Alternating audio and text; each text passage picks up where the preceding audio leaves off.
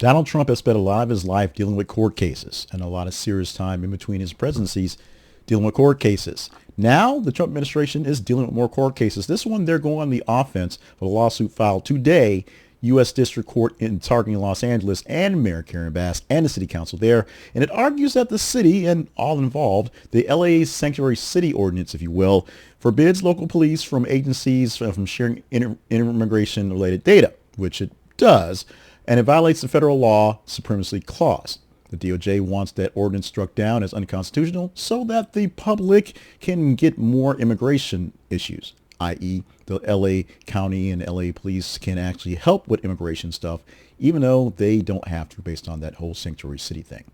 Now, supporters of this lawsuit, including Attorney General Pam Bondi and the DOJ attorneys, as you would expect them to support this one, contend that LA's non-cooperation, quote, deliberately impedes, unquote, federal authorities and causes chaos in the issues, which includes all the recent riots and the looting and the curfews that have been issued by the mayor. They said this undermines national immigration enforcement and defies clear federal mandates. Meanwhile, the council member Hugo Soto Martinez and other folks who are not quite down with this, they're defending LA's policy as essential for protecting immigrant families and building trust with authorities. They argue that weakening the sanctuary protections will actually fracture community relations and erode public safety, citing more concerns with deportations and family separations that would come if there was more cooperation. Now, since early June, ICE raids across LA triggered mass arrests and protests, some turning violent, of course, calling out the National Guard and the U.S. Marines, Guard called out by Trump, which is also a bit sketchy, to basically handle some of the dealings there, keep down the vandalism and looting, things like that. And of course, surround the federal buildings because they need to be protected. The federal suit frames these events as a result of sanctuary policies.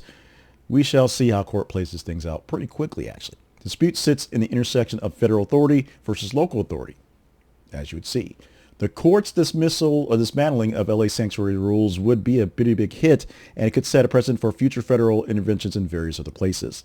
City leaders are already preparing a countersuit, emphasizing that the constitutional privacy protections and warning signs that their cities have are more than enough to keep this lawsuit from going, basically get it dropped right now, i.e. it's federal overreach that threatens democratic governance of a local city.